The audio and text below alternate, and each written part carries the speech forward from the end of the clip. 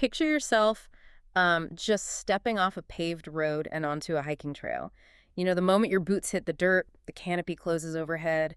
You take a deep breath of that really sharp pine-scented air. Right. It's that classic outdoors feeling. Exactly. And you probably feel like an observer, right? You're walking into this static environment to, I don't know, look at the trees, watch some birds, maybe take a few photos. Which is how we all treat it, like we're just walking through a museum. Yeah, completely.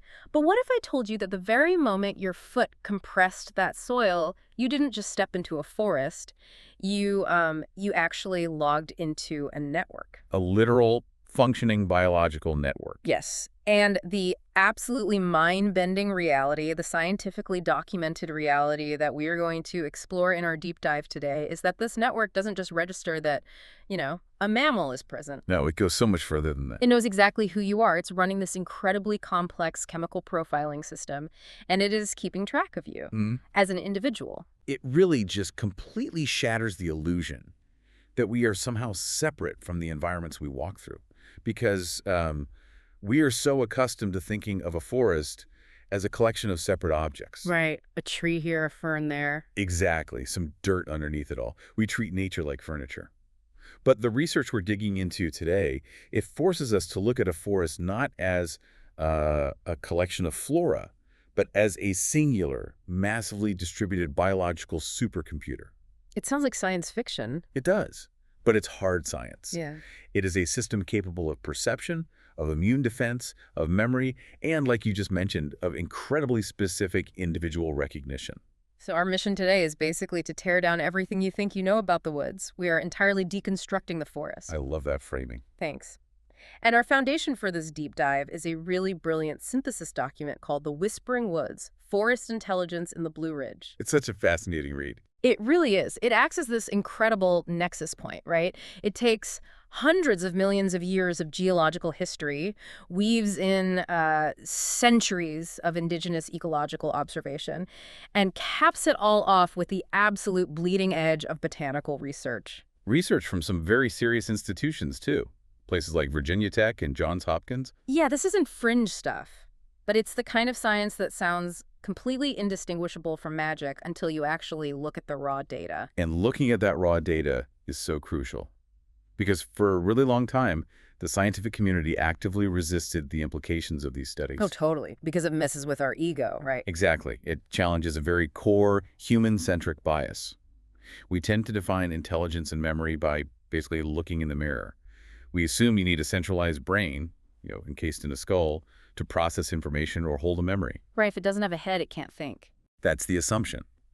But the Whispering Woods systematically dismantles that by showing how a decentralized system, one operating chemically and electromagnetically beneath the soil, can perform functions that rival and in some ways totally exceed centralized intelligence.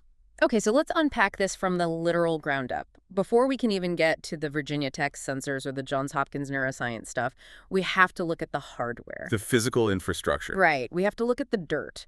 Because looking at a tree but ignoring the soil is, it's like staring at a glowing computer monitor and marveling at the pictures while having absolutely no concept of the Wi-Fi router. Or the fiber optic cables buried in your walls. That's a great analogy. You're seeing the output, but the actual processing is entirely invisible to you. And that invisible infrastructure is tied directly to the geological age of the land itself. Our source material focuses specifically on the Blue Ridge Mountains, right in the Appalachian Range. Yeah, specifically zeroing in on a roughly 4,000-acre section of backcountry in Shenandoah National Park. Right, an area known as the Whispering Hollow. And to understand why this specific soil is capable of such intense, complex processing, we really have to look at the timeline. The deep time aspect of this is staggering. It is. The bedrock of the Blue Ridge, the granites and greenstones forming its core, is approximately 1.2 billion years old. A billion years. 1.2 billion, yeah. Formed during the Grenville orogeny, when these ancient supercontinents violently collided. Let's just hold on that number for a second, because the human brain really struggles with deep time. I mean, we think the Roman Empire was a long time ago. At the blink of an eye. Right. So the dinosaurs show up roughly, 230 million years ago? Your take, yeah. That means these mountains were already over 900 million years old when the very first dinosaur took its very first step. It's almost incomprehensible. And if you look at the Atlantic Ocean, this massive, seemingly eternal abyss of water separating us from Europe, the source points out it's only about 180 million years old. This dirt, the stone, under this specific forest is nearly 7 times older than the Atlantic Ocean. And over that incredible stretch of time, these peaks, which actually once rivaled the Himalayas in height, have been ground down. It's just endless erosion. Exactly. Wind, ice, rain, just grinding them into the soft, rolling green ridges we see today. But that erosion did something really critical beneath the surface. It fractured the bedrock, right? Yes, it created this incredibly complex, labyrinthine system of deep groundwater aquifers. In the Whispering Hollow specifically, the water table sits exceptionally close to the surface. And it's fed by these ancient subterranean channels that have literally been flowing uninterrupted for eons. Which gives us our catalyst. Yeah. Because when you have a high water table pushing up through billion-year-old fractured rock, what do you get? Perpetually moist soil. Exactly. It never truly dries out. And our source emphasizes that moist soil in an undisturbed environment acts as an unparalleled incubator. The perfect medium. The absolute perfect medium for something called mycorrhizal fungal networks. Okay, so mycorrhiza. That's a term that pops up constantly in the source. You'll hear it a lot in botany nowadays. It basically combines the Greek words for fungus and root. And we should clarify, we aren't talking about the mushrooms you see popping up through the dead leaves. No, not at all. Those are just the fruiting bodies. Think of them like the apples on an apple tree. Right. The actual organism, the main body of the fungus, exists entirely underground as this vast network of microscopic thread-like structures. They're called hyphae. But how does, like, a microscopic thread in the dirt become the hardware for a forest-wide computer? Because, I mean, dirt is everywhere. Fungi are everywhere. What makes the hollows of the Blue Ridge so unique? Well, it comes down to 2 things: density and time. Okay. Shenandoah National Park was established in the 1930s, and a lot of the visible park you drive through is secondary growth, meaning it's forest that grew back after heavy logging or farming. So it was basically wiped out and started over. Exactly. But the deep, really steep-sided valleys of the central southern backcountry places like the Whispering Hollow, they were never logged. They were just too hard to reach. Right, too inaccessible for tractors or logging crews. So the biological network in that specific soil hasn't been reset by clear-cutting or industrial agriculture. The system has never been rebooted. Never. It has been growing, integrating, and layering upon itself continuously for thousands and thousands of years. And the source mentions that the wetter the soil, the denser that fungal network can grow, right? Yes. In these old-growth pockets, the density of these microscopic threads totally defies logic. Give us the scale here, because this blew my mind. Well, a single cubic inch of this damp old-growth soil can contain literally hundreds of miles of fungal hyphae. Hundreds of miles in a cubic inch. I mean, you can't even visualize that. It's packed impossibly tight. And these threads, they don't just sit next to the tree roots, they physically penetrate them. Yeah, let's talk about that, because that's the part that really got me. It's not just passive proximity in the dirt.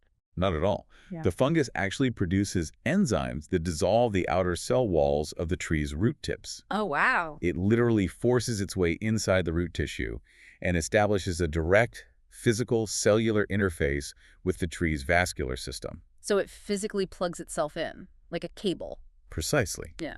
In ecology, we classify this based on how deeply they penetrate. Ectomycorrhizae sort of wrap around the root cells, while arbuscular mycorrhizae actually push inside the cell wall. To create those little tree-like structures for exchanging nutrients. Exactly. But regardless of the specific type, the end result is a direct biological pipeline. So imagine that one fungus is plugged into this massive, like 400-year-old hemlock tree. Right.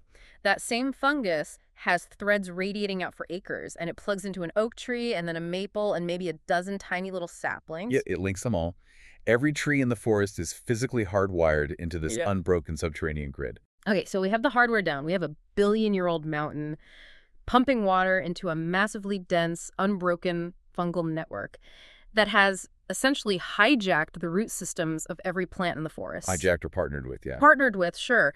But what exactly is moving through these cables? Because for decades, I mean, I remember learning this in school, We were taught the classic Darwinian model. The so-called law of the jungle. Right. Every plant is locked in this zero-sum, brutal competition for sunlight, for water, for soil nutrients. Survival of the fittest. Exactly.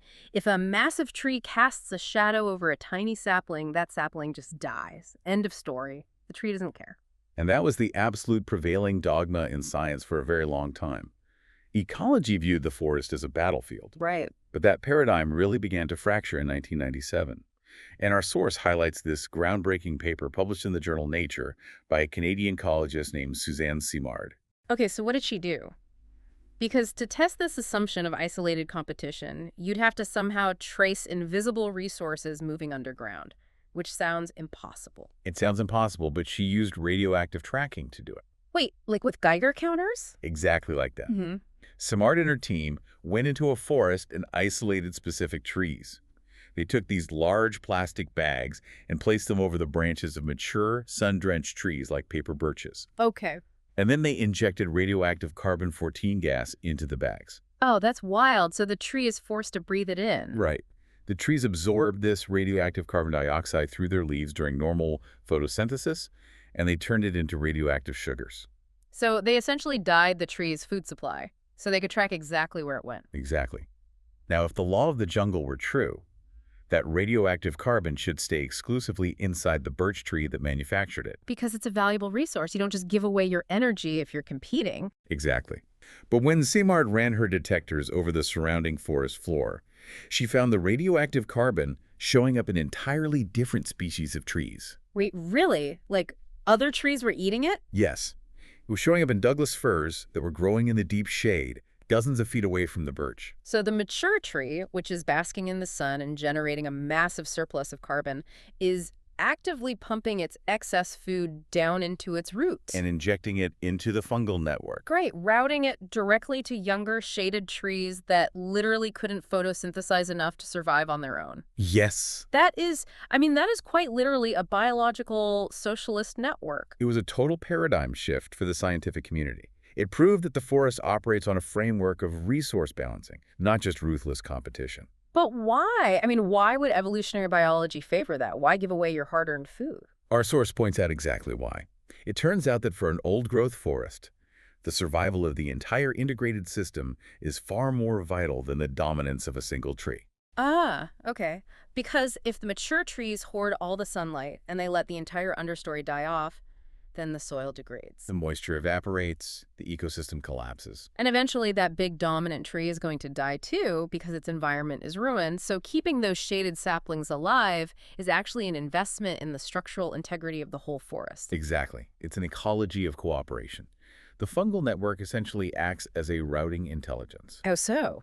Well, if a tree is tapped for resources, let's say it's growing in a rocky, nutrient-poor patch of soil, the network actually registers that deficit. It detects the need. And it responds. Yes, it flows nitrogen, phosphorus, and carbon from nutrient-rich areas over to the struggling tree.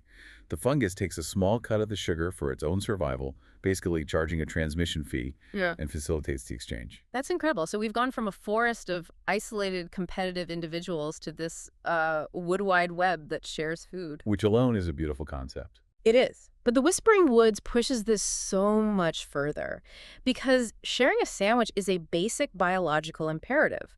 But a true network, like a computer network, processes data. It handles information. Right. And this is where the source dives into chemical signaling and forest-wide immune systems. This is where we make the leap from a physical pipeline to an information superhighway, because resource sharing is largely a matter of pressure gradients, basic biological supply and demand. Okay. But what happens when the network encounters a threat? Let's take the example of an insect infestation. Say a swarm of boring beetles attacks a mature oak tree on the western ridge of the hollow. So the insects land and just start chewing through the bark. Right. Under the old model, that tree just suffers in silence. It's isolated. Exactly. But under this new paradigm, we know the tree reacts instantly. The physical damage of the chewing, combined with the chemical signature of the insect's saliva, triggers an alarm response in the oak. The tree knows it's being eaten. Yes, and it begins synthesizing specific volatile organic compounds, or VOCs, and defense hormones. things like jasmonic acid and salicylic acid. But it doesn't just keep these chemicals in its own branches, does it? No, it pushes these alarm compounds down into its root tips and directly into the fungal hyphae. And because we know there are literally hundreds of miles of threads in a single cubic inch of this ancient soil, that chemical alarm signal propagates outward at an astonishing speed. It acts exactly like an electrical impulse traveling down a nerve in your body. So the fungus actively transports these chemical warning signals across the entire network. Yes, so a completely different tree, perhaps a maple a quarter mile away that hasn't seen a single beetle, receives this specific chemical alert through its own roots. Through the underground cables. Right. The data packet essentially says, wood-boring insect attack originating from the west, prepare defenses. It's downloading a threat signature for a virus that hasn't even hit its firewall yet. I love the tech analogies because they're so accurate here. And the receiving tree acts on that data. It begins preemptively altering the chemical composition of its leaves. Before a single bug even touches it. Exactly. It floods its own tissues with tannins or toxins that make it unpalatable to those specific beetles long before the swarm ever arrives. So the entire forest coordinates an immune response based on the localized trauma of just a single node in the network. Precisely. Okay, here's where it gets really interesting, though. Because a warning signal is a real-time reaction. It's happening in the moment. But the Whispering Woods details something far more profound, which is stored experiential information. The memory aspect. Right. Because when that maple tree pumps itself full of tannins, or when the network routes water to survive a severe drought, the chemical pathways in the soil are physically altered. The network remembers. This is truly the frontier of plant neurobiology. We are talking about biological memory without a centralized brain. How does that actually work mechanically? Well, when a localized environmental stress occurs, a drought, a freeze, a massive pathogen outbreak, the intense chemical signaling leaves a residue in the fungal network. Like tracks in the mud. Sort of, but even deeper. It can actually trigger epigenetic changes in the fungus itself, chemically altering how certain genes are expressed in the future. So the chemical memory of an event doesn't just wash away when the rain comes back. It is literally archived in the dirt. Archived in the dirt. And the implication of this is just staggering. Imagine a young sapling sprouts in the hollow in, say, the year 2026. Its roots grow down and integrate into the ancient network. Okay. Through that connection, the young tree can access the chemical memory of how the forest survived a catastrophic drought in the 1930s. A drought that occurred nearly a century before the sapling even existed. Yes. The sapling inherits the survival data of the collective. That is, wow. It's like plugging a completely blank hard drive into a server that has archived 1 billion years of disaster recovery protocols. That's exactly what it is. If the soil is moist enough and the fungal network is dense enough, the data is just there, waiting to be accessed. And this brings us right back to why the sheer geological age and the undisturbed nature of the Whispering Hollow is so critical, right? Absolutely, because a heavily logged, replanted commercial forest might have a rudimentary fungal network, but it has no deep archive. Its memory was wiped out by the tractors and the clear cutting? Right. It's a brand new hard drive. But the deep hollows of the Blue Ridge hold an unbroken, chemically encoded history of the environment. Which begs the ultimate question. The scary one. Yeah, the really unsettling one.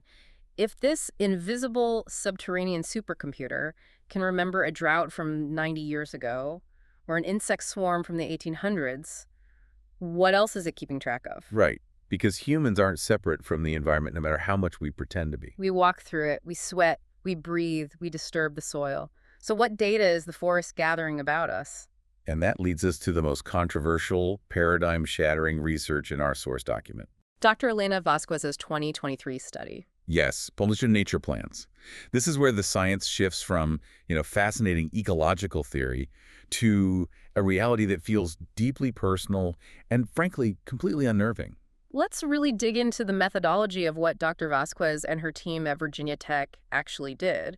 Because you hear a phrase like, the forest recognizes you, and you immediately think it's some sort of new age mysticism. Or a metaphor. Right, a poetic metaphor. But this was an intensely rigorous, heavily funded, hard science operation. They didn't just walk into the woods with a clipboard and some good vibes. They wired 400 acres of the Shenandoah backcountry. The logistics of this study were monumental.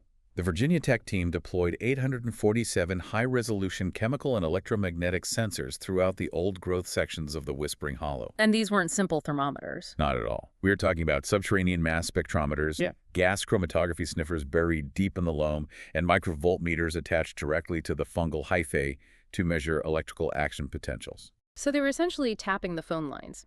They set up a system to read the real-time data flow of the Wood Wide Web. 24 hours a day, 7 days a week, for 18 continuous months. They accumulated terabytes of raw data on exactly how the network thinks. And initially, the data just confirmed what we've already been discussing, right? Correct. It showed the network responding to environmental stimuli with immense speed. If a cold snap hit the western ridge, the sensors tracked the chemical warning propagating eastward. Makes sense. When a large herd of deer moved through the valley, the sensors recorded the network adjusting to the mechanical pressure on the soil and the sudden influx of nitrogen from the animal droppings. So it's constantly monitoring and adjusting. But then the data analysts flagged an anomaly. And the anomaly was us, the human researchers. Yes. The network's response to human presence was entirely distinct from its response to other large mammals. How so? Well, when a bear walks through the woods, the network registers a sort of generic large animal chemical profile. But when Dr. Vasquez entered the sensor grid, the network didn't just register a human. Okay. It reacted by generating a highly specific, complex cocktail of volatile exudates and electrical pulses in the soil directly beneath and surrounding her. And when her lead graduate student walked the exact same path the very next day, the network generated a completely different chemical profile. The precision of it was baffling. The researchers realized that the forest was reacting to them as distinct individual entities. Which is an insane claim to make in a scientific paper. They knew they would get pushback, so they designed a rigorous double-blind protocol to test it over and over. They randomized all the variables. Like what? Different members of the research team entered the forest on different days. They changed their clothes. They approached from entirely different trailheads, miles apart. They hiked in the pouring rain, in the dead of winter, and in the blazing heat of summer. They tried everything they could to trick the sensors, to trick the forest. But the data was undeniable. Whenever Dr. Vasquez returned, whether it was 2 days later or 3 months later, no matter what she was wearing or where she entered, the moment she stepped into the old growth zone, the network produced her exact specific chemical profile. The system essentially booted up the Elena Vasquez file. That's exactly what it looks like on the data charts. But how? I mean, structurally, how does a fungus under 3 inches of dirt know that it's Elena and not her grad student? It doesn't have eyes. It's not looking through a camera. The working theory in the paper relies on a combination of factors. First, you have to consider the human microbiome. Okay, the bacteria on us. Right. We are constantly shedding 30 to 40 million dead skin cells every single day. We sweat, we exhale. Every human being has a fundamentally unique biochemical signature, a specific ratio of lipids, proteins, and bacteria that constantly falls around us like an invisible cloud as we walk. Like Pigpen from Peanuts, just a cloud of our own biology. Basically, yes. As those molecules hit the moist soil, the ultrasensitive fungal hyphae detect them and analyze the chemical makeup. So it's identifying us by smell and microscopic debris. That's part of it. But the sensors also detected localized electromagnetic shifts. Because of our nervous system. Yes. The human heart and nervous system generate a distinct electromagnetic field. Furthermore, the specific biomechanics of how you walk, your weight distribution, your stride length, the micro impacts of your unique gait, all of that creates unique piezoelectric effects. Piezoelectric effects, like pressure creating electricity. Exactly.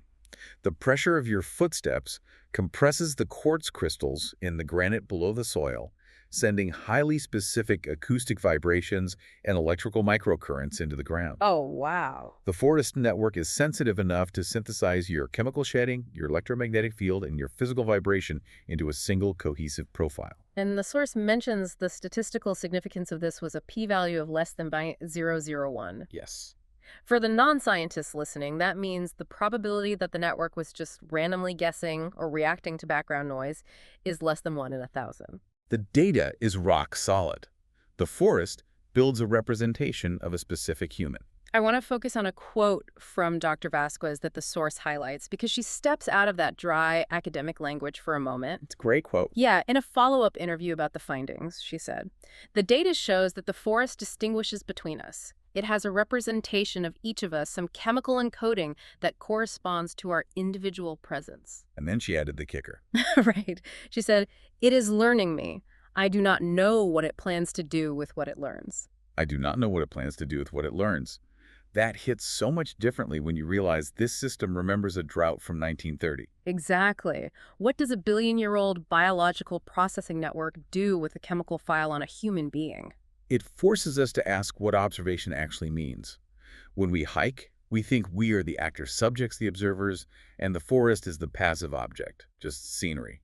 But Dr. Vasquez's data proves that the forest is actively observing us. It is taking our measure. And what's fascinating is that while this is a massive breakthrough for Western science, it's not a new concept at all. No, not even close. Our source document does an incredible job of contextualizing this by looking at the indigenous history of the Blue Ridge, specifically the Manahoac Confederation. Right. The archaeological record shows that indigenous peoples have lived in these specific mountains for at least 11,000 years, dating back to 9000 BCE. That is 11 millennia of continuous generational observation of this specific ecosystem. And when you live inside a responsive processing environment for 11,000 years, you notice how it works. You might not have gas chromatography sensors, but you have thousands of years of empirical data. The oral traditions of the Manahoac, which were actually recorded by early European colonists in the 1600s, included very specific protocols for how to behave when entering the deep old-growth hollows. They held a firm belief that these ancient groves knew names. Yeah, the tradition dictated that you must never speak your true name aloud in the deep woods because the forest would recognize it, bind it to your presence, and use it to call you back. And the European colonists, of course, wrote this off as primitive superstition, ghost stories. Typical. But when you look at that 400-year-old colonial record through the lens of Dr. Vasquez's 2023 data, it completely flips the script. The Manahoacs were not inventing ghost stories. They were accurately describing a measurable biological reality. Exactly. They observed that the forest recognizes individuals and retains a memory of human presence. They just used a different cosmological vocabulary to express it. Right. They called it knowing names, and we call it chemical profiling and epigenetic memory encoding. But it is the exact same phenomena. That is just, it is profoundly humbling. We think our modern technology is uncovering these brandy secrets when really it's just translating 11,000-year-old ecological knowledge into spreadsheets. It really puts our scientific discoveries into perspective. It does. Okay, so we have established that the forest is a massive processor. We know it takes in data about us, it profiles us. But the obvious next question, and the one that the source tackles in its final section, is about two-way communication. Right, the feedback loop. If the fungal network is constantly reading our chemical output, are we reading its output? Can the forest's chemical language physically alter the human brain? This is where we cross over from ecology into human neuroscience, specifically looking at some preliminary research coming out of Johns Hopkins University. And to understand this crossover, we have to talk about what the forest is actually exhaling, right? Yes, because forests are not just oxygen factories. They are massive, complex chemical refineries. They are constantly pumping organic compounds into the air. The source mentions three main categories of these chemicals: terpenes, phytonbioids, and mycotoxins. Exactly. Terpenes are what give pine trees that sharp, distinct smell we talked about earlier. Right, that piney scent. Phytonicides are antimicrobial volatile organic compounds, VOCs that plants emit to protect themselves from rotting. And mycotoxins are secondary metabolites produced specifically by the fungal networks in the soil. Now, the established medical science, the baseline that literally no one argues with, is that these organic compounds have a direct physiological effect on the human body. Which is why the concept of forest bathing, or Shinrin-yoku in Japan, isn't just some wellness fad. It is a scientifically backed, prescribed medical intervention. Precisely. When you walk into a forest and inhale those terpenes and phytoncides, they are drawn into your lungs and absorbed directly into your bloodstream. And because these are small lipophilic molecules, they easily cross the human blood-brain barrier. Yes, they physically bind to GABA receptors in your central nervous system. And the result is measurable, right? Your cortisol, your stress hormone plummets, your blood pressure drops, your body actually increases the production of natural killer cells for your immune system. That's not a placebo effect of just looking at something pretty. That is the plant's neurochemistry actively hacking your nervous system to calm you down. That is wild, but that's what happens in a standard secondary growth forest. It's beneficial. Right. But the researchers at Johns Hopkins are investigating a much more extreme scenario. What happens when you turn the dial all the way up? Exactly. What happens to the human brain when you enter an area of hyperdensity? What happens in the deepest, oldest pockets of the Whispering Hollow, where the soil is eternally damp, the fungal network is 1 billion years old, and the sheer volume of chemical signaling is orders of magnitude higher than a normal park? They are asking if direct immersion in a highly concentrated zone of this active botanical processing can produce acute, overwhelming neurological effects. Not just lowering your heart rate, but fundamentally altering your cognitive function and your perception of reality. And applying that hypothesis provides a really fascinating scientific framework for the bizarre, unexplained anomalies that have been documented in the Blue Ridge for centuries. It takes it out of the realm of the supernatural and into biology. Right. The source material lists a string of incidents specifically clustered in the Whispering Hollow between 2008 and 2019. And we aren't talking about Bigfoot sightings here. No, we are talking about severe, documented neurological lapses in highly experienced outdoorsmen. Let's run through a few of them because they sound absolutely terrifying until you apply the science. There are multiple reports of hikers and geologists experiencing massive blocks of missing time. That's a common one. Yeah, a geologist who is studying the greenstone outcroppings reported leaning against a mature hemlock tree at 2 p.m. He blinked, and suddenly it was twilight. 4 hours had vanished, and he had no memory of moving or falling asleep. Traditionally, people hear missing time and they jump straight to alien abduction or the paranormal. Right, it sounds like an X-Files episode. But look at the neuroscience. In high concentrations, certain psychoactive organic compounds, particularly complex mycotoxins generated by massive fungal networks, can induce localized amnesia and dissociative states. So it's a chemical reaction. Yes, the brain's hippocampus, which encodes short-term memory into long-term memory, can be chemically temporarily disabled. So the geologist didn't time travel. His blood-brain barrier was simply flooded by a massive dose of the forest's chemical signaling, and his brain literally stopped hitting record on his memory for 4 hours. Exactly. The human nervous system is incredibly delicate.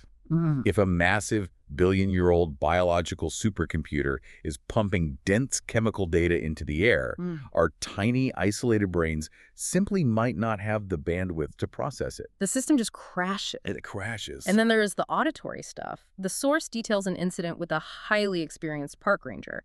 He was completely off trail in the deep hollow, tracking a tagged animal. I remember this one. He reported hearing his own first name spoken aloud, but he noted that it wasn't just a voice, it was his mother's exact vocal cadence. Out of the middle of nowhere. Right. And it didn't come from a person. He said the sound seemed to echo from multiple directions at once, radiating out of an empty grove of trees. Again, we can look at this through the lens of neurochemical overload. High doses of complex mycotoxins don't just cause amnesia. They are known to cause profound auditory hallucinations. Because it messes with the temporal lobe. Yes. The chemical intrusion disrupts the brain's temporal lobe, which is the area that processes sound and memory. So the forest isn't literally playing an audio recording of his mother. No. The forest is emitting a massive wave of chemical data, perhaps reacting to his specific presence, just as Dr. Vasquez's study showed it could. Okay. That chemical wave hits the ranger's vulnerable nervous system. His brain basically misfires under the heavy load.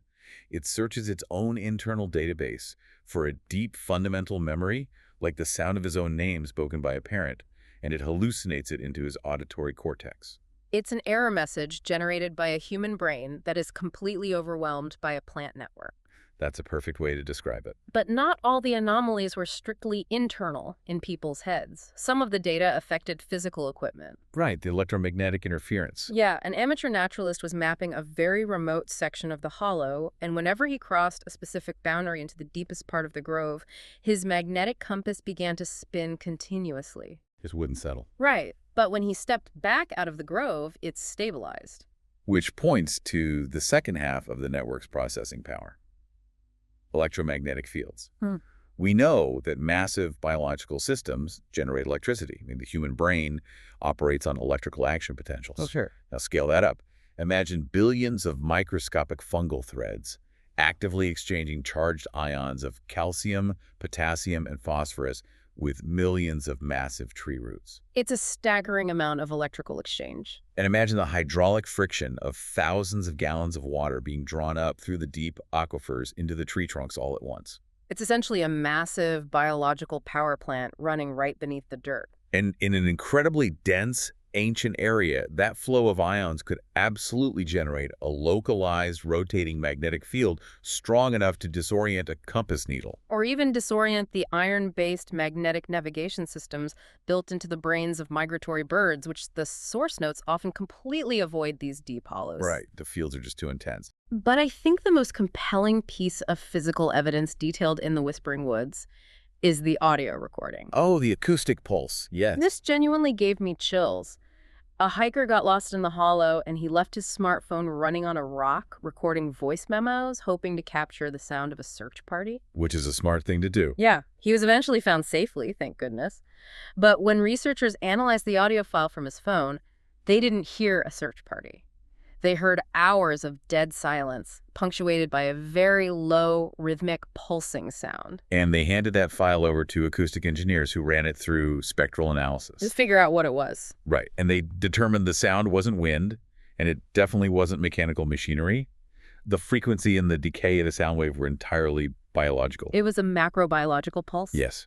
And it had a specific, terrifyingly slow rhythm, 37 beats per hour. 37 beats per hour. That is way too slow for any mammal. It's not a bear breathing. It's not an animal at all. Plant biologists reviewed the data and proposed a mechanism known as hydraulic redistribution. What is that? Well, when massive mature trees draw water from deep underground aquifers, the water travels up microscopic tubes in the wood called xylem. This water is under extreme tension. Okay, pulling against gravity. Exactly. Sometimes that tension breaks a phenomenon called cavitation, which releases a microscopic acoustic emission. Like a tiny pop. Yes. Now, synchronize that tiny pop across an entire old-growth forest connected by a single governing network. The mountain is literally pumping resources, drawing water up during the day, pushing nutrients down at night. So the entire valley is operating as a single fluid transport system. The rhythmic subaudible vibration of millions of tons of water and sap moving in coordinated cycles through the ancient wood creates a mechanical pulse.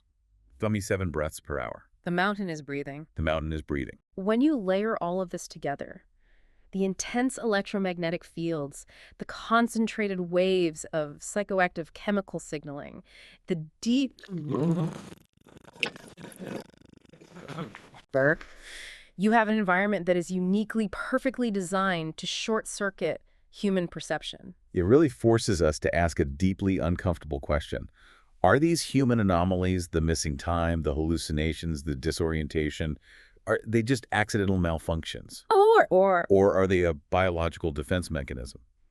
If the forest is learning us, as Dr. Vasquez suggests, maybe our neurological failures in the deep woods are simply the human brain's inability to maintain its own individual boundaries when confronted by a massive, borderless intelligence. Wow. The forest reaches out to establish a connection, and our isolated consciousness simply crashes under the weight of the data. That is a lot to process. Let's just step back and look at the sheer scale of the journey we've just taken through this source material. It's a huge paradigm shift. It really is.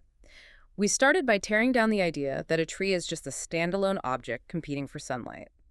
We traced the physical hardware back 1.2 billion years into the fractured, water-filled bedrock of the Blue Ridge. We examined Suzanne Simard's paradigm-shifting proof of the Wood Wide Web, showing how radioactive carbon flows from mature trees to keep shaded saplings alive, proving that the forest is a cooperative resource-balancing system. Right. And then we looked at the chemical immune system, how trees warn each other of threats they haven't even seen yet, and how the network chemically archives those survival protocols for future generations, effectively creating a memory without a brain. Then we hit the absolute frontier with Dr. Lena Vasquez's 847 sensors, confirming that this ancient chemical supercomputer doesn't just react to the weather. It builds highly specific, statistically undeniable chemical profiles of individual humans. It recognizes who is walking across its routes. It does. And finally, we saw how that communication crosses back over into us. How the dense chemical and electromagnetic output of the deep hollows can physically penetrate our blood-brain barrier, triggering the exact kinds of amnesia and auditory anomalies that people have been reporting in the Blue Ridge for centuries. It's all connected. At the start of this deep dive, we talked about how comforting boundaries are. Inside the skin is you, outside the skin is the world. But science, hard, peer-reviewed data has totally shattered that comfort. The boundaries are a biological illusion. You are breathing the forest, and the forest is actively profiling you.